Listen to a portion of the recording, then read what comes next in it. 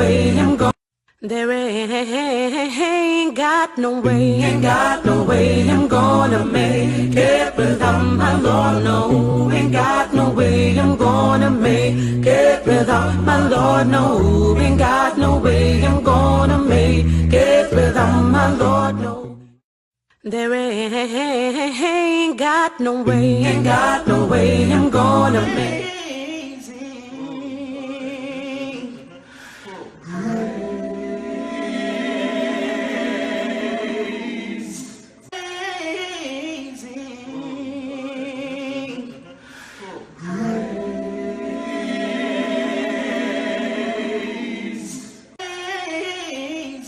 As we come back to this episode entitled Welcome to the Autism Voyage with Michael Pereira. And Michael is live with us in the house. So Michael, I just want to go to this question now. And when we looked at the Spotlight video earlier, you were not on yet. We were told that the diagnosis can be made by either a medical doctor or a psychologist. So the question is there both physical and mental strains that this child can now face as a result of being diagnosed with autism spectrum disorder? I think it depends because there are severity or levels, you know, and in my case, in our case, Christian is mild.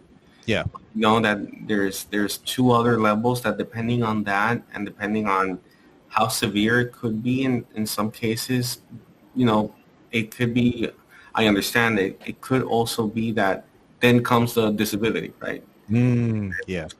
So it really depends. I'm really not, everything changes. Even the word autism before was another, and as time passes by, everything is changing. So I really don't know up to date how is everything managed today. But what I can tell is that there are levels, and based on the level and the need and the support, that's the type of care and diagnosis that child would get. Okay, great. Thank you. Gabriella? Right, great. I just want to shift a little bit concerning the voyage, the aspect about life planning. What are some misconceptions or the biggest misconception that special needs planning, you know, how do families put themselves at a risk when it comes to special needs planning? Everybody just thinks they have time. And you know, and that's something that we may think we have time, but we don't. It's very, like I mentioned before, it's very hard to be a functioning parent while being exhausted. And when you're exhausted, it's very difficult to think about the future. Yeah. So what I see that the common mistakes are is that there's a lot of parents that procrastinate, thinking again that they have time, which if you delay comes with consequences and it becomes more expensive. So it's not the same as insuring somebody who's 20, 30 versus an individual or somebody that's 50, right? It becomes more expensive. So everything becomes more expensive with time. So again, misconceptions and I would say mistake is that there's a lot of procrastination.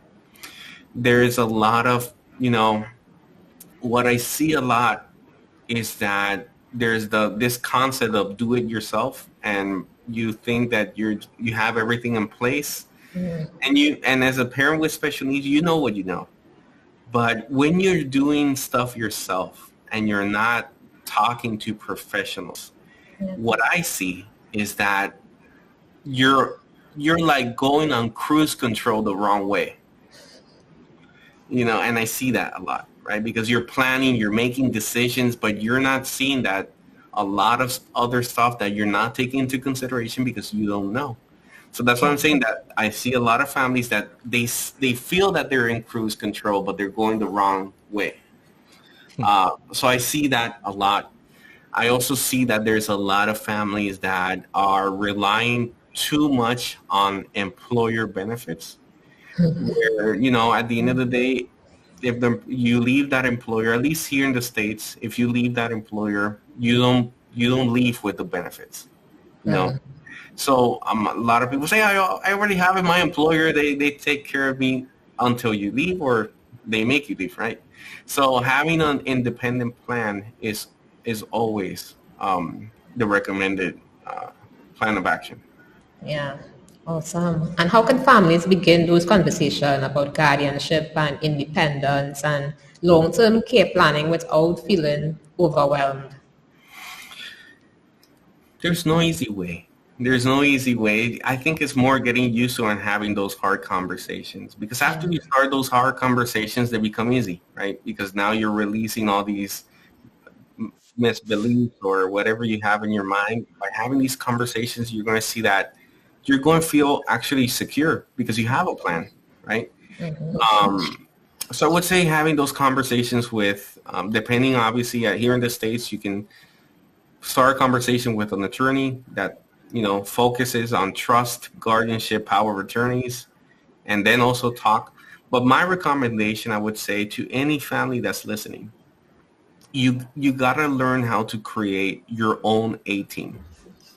When I say you got to learn how to create your own A-team is there's different A-teams. So one of our A-teams is that there's the therapist, it's us, it's Christian, and that's our team. So we as a team, we huddle, we talk, we strategize, we see what's working, what's not. The same thing from a financial view, you should have your own A-team. So you should have an attorney, you should have a financial advisor, you should have an accountant. And at one point, all these need to talk to see what's the best plan based on the best interest for your family. So you gotta learn how to create that and not expect to anybody to tell you what to do, right? You don't need to ask for permission. I think it's around having those conversations, getting people in those circles of influence and be able to have a conversation based on your unique needs, goals, and everything you need at this moment, because when you have a special needs child, you're not only planning for your generation, it's two generations. So that's why it's important that you have a team. Wow. I didn't even know, think that long, that far ahead that you need to have a whole team. So this is really insightful information. Thank you for sharing that. Just one more question before I hand over to Andy. Do you see any current gaps when it comes to the education or the health system, maybe in the US or in general, when it comes to children who are autistic, and what practical reforms would you advise or suggest? For me, there is always going to be gaps when it's government provided. Right? What the gaps, the main two gaps I would say I see as a parent, first, access. There's a lot of, to get access to services, to get access to approvals, to get therapy sessions, it takes too long. And, sometimes we have luck and it's faster, but one of the things I do see that there's a gap is that between the diagnosis and you start, getting acquainted and getting those therapy and see what he needs, what he doesn't, it's slow. Yeah. And the other, I would say, gap is the financial gap, financial literacy. I think this is not a topic that's often discussed. And I think that should be something that should be included not only in the school, but for example, workshops within schools and all that for parents, because you need to plan. Regardless, however anybody thinks, there's some parents that don't like to talk about their finances or not, but it's something that it needs to be addressed at one point. Yeah. Thank you so much. Of course. Andy. Yeah, thank you, Gabriela. Thank you, Michael. We have a comment by Gracie Vincent, and wow, this is an important comment. So she says, an autism child must have full, she means attention from the caregiver. I used to see about a child years ago. That's interesting, Gracie. That's really interesting. Thank you so much for sharing. So, Michael, I find it really intriguing that there's so many different aspects to autism that we never heard of or even thought about. and it's really deep and profound. Now, you had an experience in 2022 with regards to a change in your corporate position and COVID-19. What would you say was that mental shift, or maybe it was a combination of both mental and emotional shift that brought you to a place where you realize everything now is going to be different? I think, like I mentioned, that denial phase, but when you transition to denial to acceptance phase, Mm-hmm. Mm-hmm. everything you thought that was important, it's not anymore. Everything you thought that, you live in this cloud, but when real stuff happens, like a curveball, you start seeing life differently, right? And I would say when that acceptance phase is very important, because from my perspective, it affected my ego, as a man, because you want your son to be a baseball player, or son, and it doesn't mean he can't. Yeah. He could whatever he wants to be, but along the way challenges are going to be there. So everything you thought your the American dream, what we call here, was going to be, it shifts everything.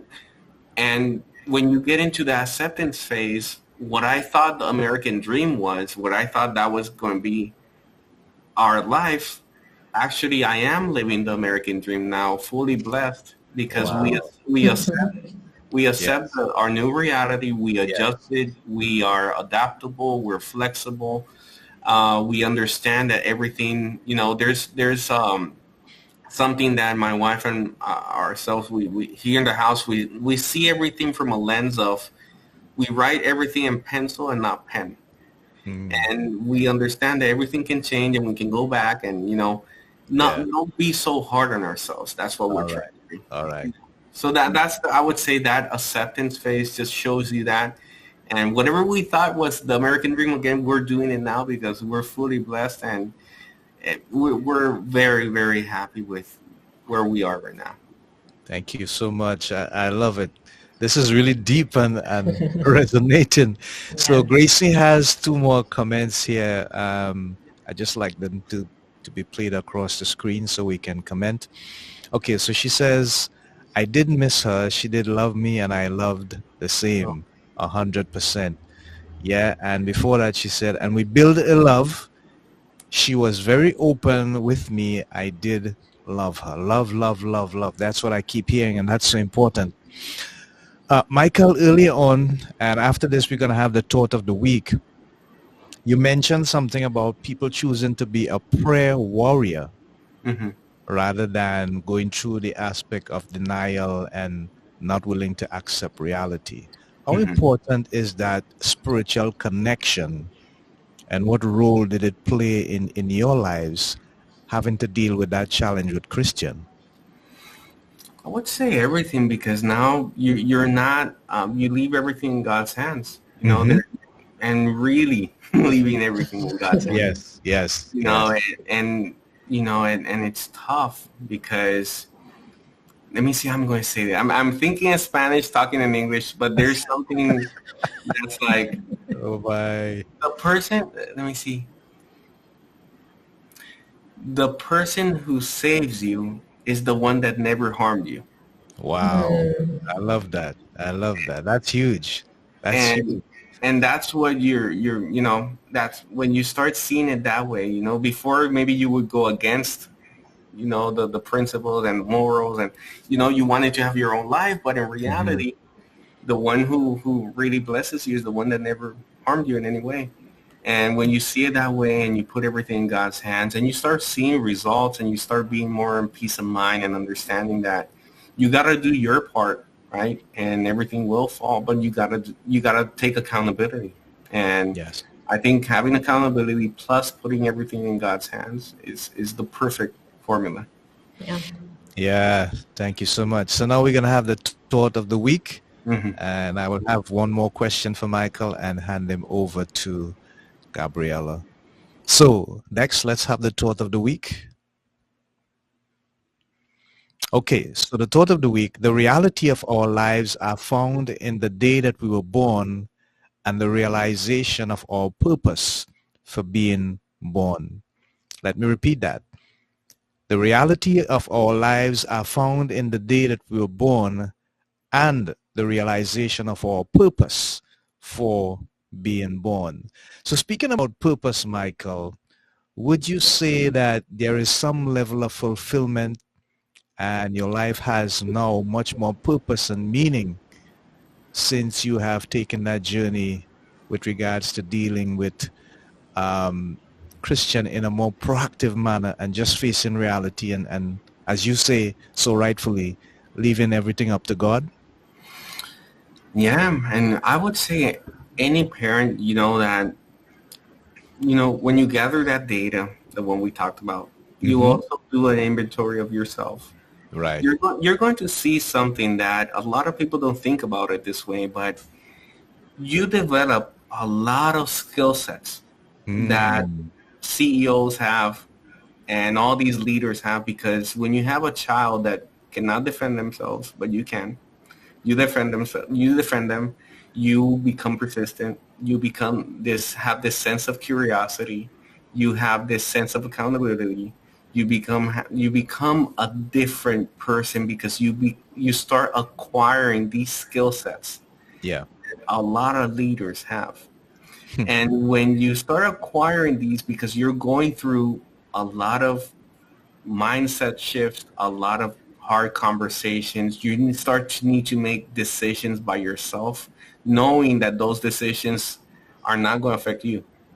And you start making, this difference. That's where I think these skill sets develop. And then you want to help others. And you want to help others that are going through this type of challenges, and purpose, I would say, starts bringing up light. And that's how I created the blog. I created a blog because I couldn't find a place that have had information, the one I was seeking first, and secondly, all the articles I was reading were 7 years old, 8 years Mm. old. Yeah. Nothing was new. Nobody was writing about it, and it became very frustrating. The same thing for the financial part. I became this insurance planning because when I started looking for my own insurance planner, everybody just wanted to sell me something or recruit me. So I just said, what can I do to be able to serve others? Right. And that's how this came about. So I would say just those parents who are feeling that, that victim slash, worried slash a lot of things, just know that throughout this time, you're acquiring all these skill sets. Yes. If you really look and apply them in other areas in your life, you're just going to thrive. Wow. Wow. I love it. Gabriella? Thanks, Andy. Yes. More and more as I'm listening to Michael, I'm hearing two words, which is denial and Hmm. acceptance. Now, Yeah. I'm thinking about the grieving process, right? And I know that a lot of persons go through grief. Grief is something that is not, you don't have a timeline, Mm. right? And there are different stages that persons may go through, not in a particular order, but you went through that stage of denial. Did you go through also the stage of anger? Were you at that stage where you became depressed? Were you at that stage where you were bargaining and saying, Lord, if maybe it's my fault. If I do this, no, Lord, you'll turn him around. Did you go through those different stages when it comes to the diagnosis of your child? And what advice would you give to those persons who may be stuck in those phases and may not reach to that point of acceptance and saying, Lord, I'm putting it in your hands. They might be in the anger stage still. They may be, still trying to grasp the information, or they may be depressed still. What advice would you give to those persons who may be maybe stuck in that stage of grief when it comes to the diagnosis of an autistic child? Yeah. Mm. You guys ask good questions. That's good. That's good. Putting me here in the spot, but it's good. Yeah. I would say, what I mentioned earlier. If you, start first, gather your thoughts and see it from a way that's not your fault, but it's your responsibility. Yeah. Because if you start thinking, oh, it's my fault, I'm angry, I'm this, again, then falls that you're only thinking about what you feel, right?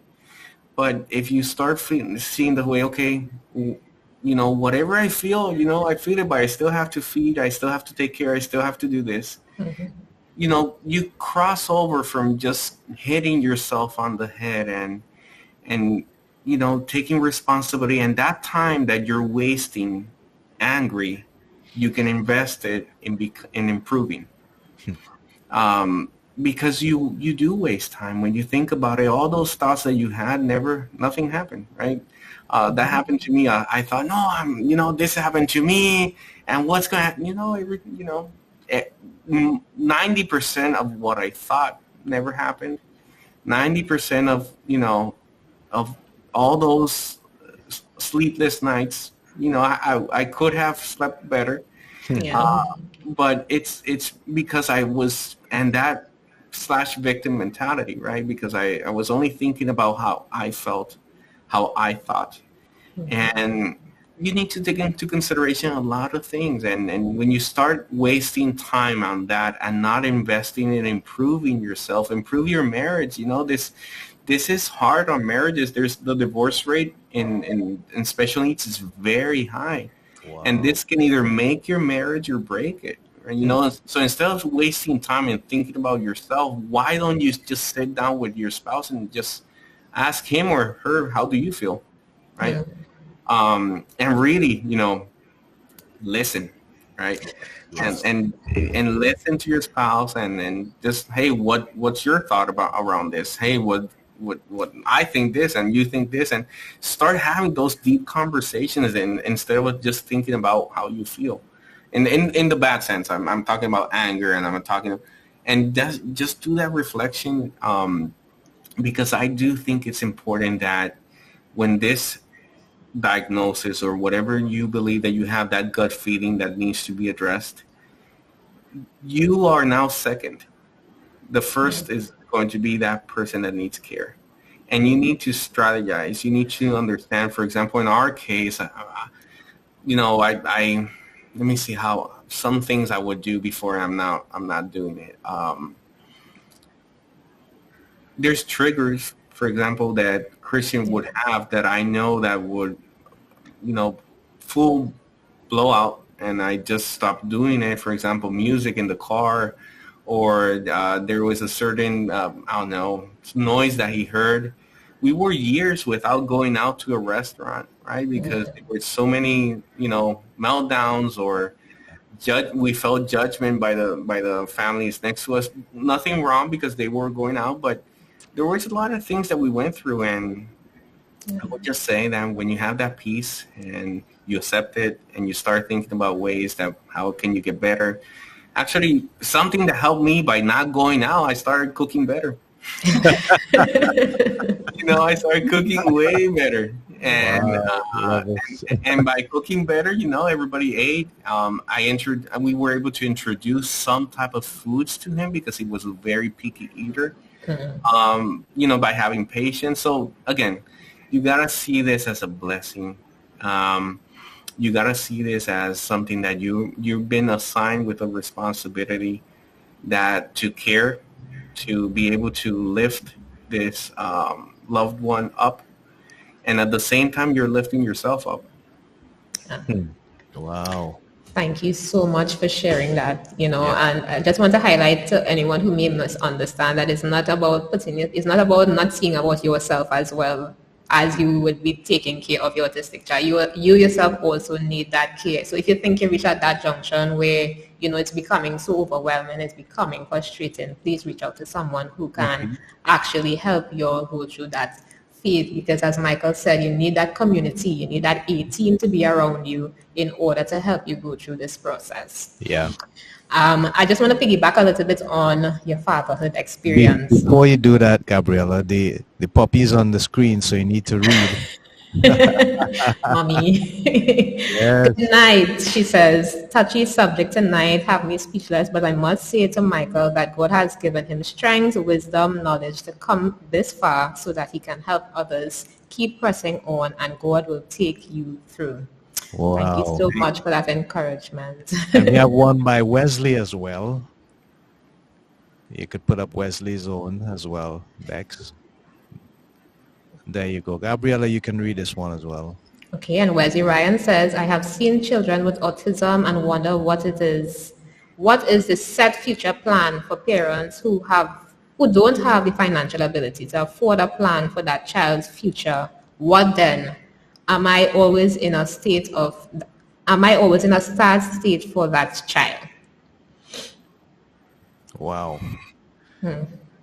That's a good, something that going back to that comment. I think this is where I mentioned that as a parent, you acquire skill sets Yeah. that, you acquire it with experience. And what I would suggest is those skill sets, apply it to either entrepreneurship, start doing something outside so you can increase that income, or doing something to reduce your debt, right? But you don't wait for the government or anybody to do it. If you know that you're having situations from a financial standpoint, you already are acquiring skills that a lot of people pay for it. Yeah. You're acquiring it on a day-to-day basis. Try to see how you can go into either getting promoted within your own employer or doing a side hustle. Not everybody's a business owner, but if you can, try to do like a side hustle, something that can increase your income so you can either, again, save or have a plan or reduce expenses. But these are the skill sets you need to apply outside of your house now. Wow. Okay. Gabriella, you're still on a roll, I know. I still have so many, but when it comes to fatherhood, you spoke about the challenges that it will have because yes, you want your child to be this and that. I'm not saying that it wouldn't happen; it may take a longer time. But what encouragement would you give to the fathers out there who may be listening, who may have, an autistic child and is challenged mentally, thinking, their identity is being questioned, their purpose is being questioned. Yeah. What encouragement would you give to that father listening right now? Can you repeat it? I couldn't, maybe something in the audio. Can you repeat it again? No problem. Are you hearing me now? Yes. Yes. So when it comes to fatherhood and, dealing with an autistic child, I am asking what encouragement would you give to a father who may be challenged, mentally going through this situation, with their identity, questioning their purpose in life. What encouragement as a father would you give to the fathers who may be listening right now, who may be having, who may have an autistic child? You're not alone. These type of thoughts, everybody goes through them. Yeah. Even myself at one point, you start questioning even life, the way you were raised. You start questioning the way your decisions in the past. You start questioning everything. And again, that helps you put inventory, I would say, in your thoughts. But it also helps you, I would say, plan what's the next step. Because regardless, however you feel, regardless how your current state, you still need to sit down and plan. That's something that yes you need to do, but you want to plan with clarity, right? So that's what I think that I would encourage everybody to gain clarity. When I say clarity is from let's talk from a financial point of view. Something that I did when I started was, okay, now I know.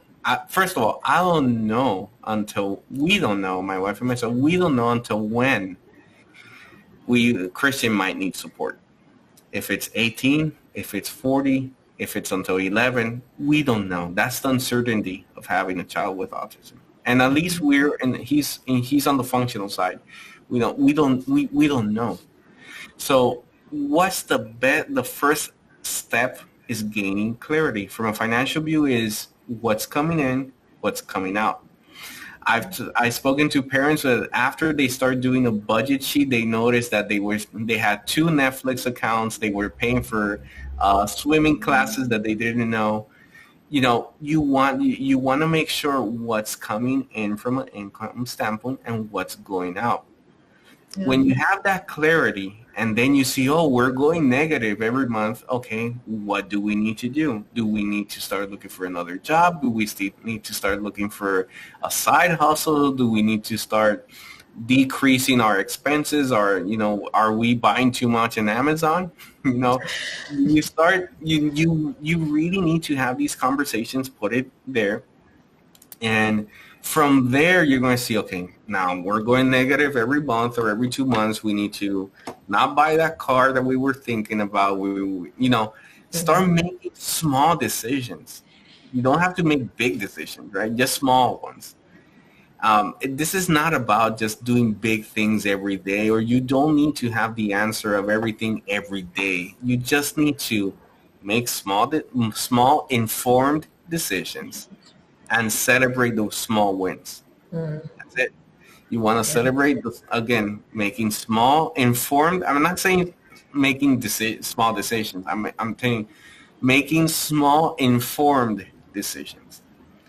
And celebrate the small wins, either if it's from a financial point of view or just small progresses you see that your son or daughter is having, right?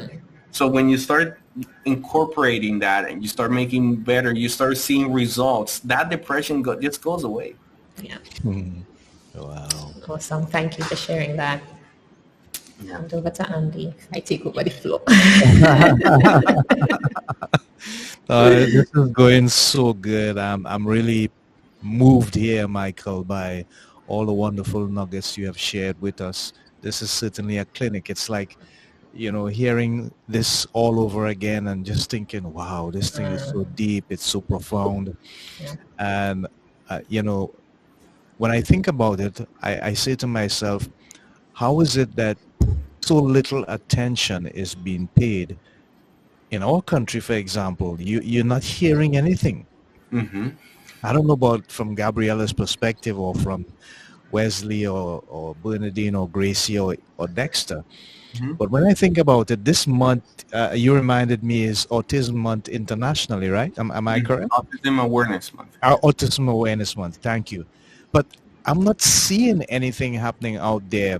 How much of an importance is your blog, and what are the different platforms that you can use to promote this thing so much more further? Yeah. But I mean, just from a point of educational perspective, so much we have learned this evening. Yeah. At the end of the day, my blog, I would say anybody who's listening, I will provide you the links for everybody can if this resonates with anybody, they can subscribe to the newsletter. The newsletter provides a lot of practical tips that, are possibly not spoken about a lot, right? Like we just talked about. But, regardless where the country is, this is where, again, that you got to have this sense of curiosity that regardless where the government is, where your current state, you need to start, I would say, curiosity, get in sync better with your spouse.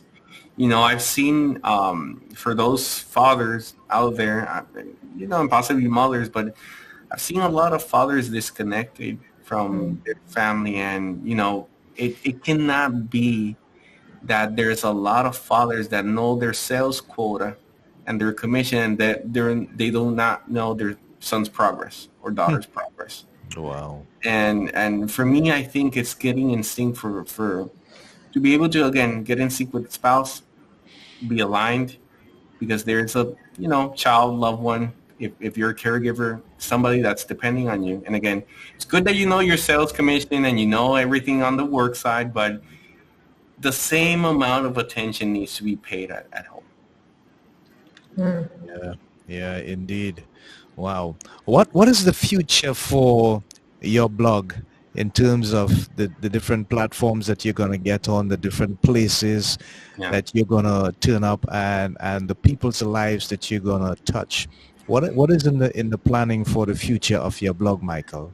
I want to, this year we're building out a directory that's going to be in the blog that are going to be, I would say, vetted professionals from IEP coaches, travel agents that, specifically focus on special needs, from lawyers, from we're trying to build that resource center for families. So whoever gets on the site, they read a blog, it resonates, but let's say they say, okay, now what?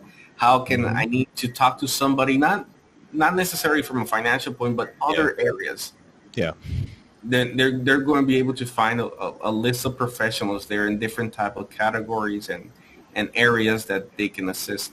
Those professionals can assist those families. Also, in the directory, we're planning to include nonprofits. There's a lot of nonprofits out there that can help either with grants, with providing information, or something that, parents may not know that they may qualify for or not. Yeah. So we're just trying to see how we can build out that directory to be a true resource for parents. Mm-hmm. We also have a lot of, I would say, documents from the letter of intent. We have a checklist for parents when they sign up to the newsletter. They would receive a checklist. Obviously, it's here for the U.S., but I would say it applies to anywhere, to just make you think outside the box of the areas you should be checkmarking when you're just talking about planning. We have another document, which is an ebook for siblings. In our household here, Christian has autism, Amanda does not.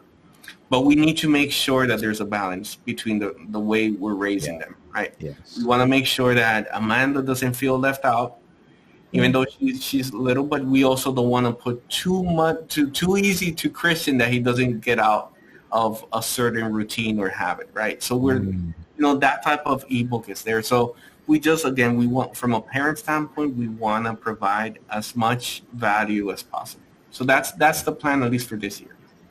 Wow. Thank you so much for sharing. So we just have about 40 seconds to go. I just want to repeat the thought of the week, and I will give Gabriela the last word as we wrap up on this wonderful and engaging episode of Breaking Out of Depression. The thought of the week: the reality of our lives are found in the day that we were born and the realization of our purpose for being born. The key word there, people, being purpose. Find out why God put you here, engage in that purpose, and serve it. Gabriela? Welcome.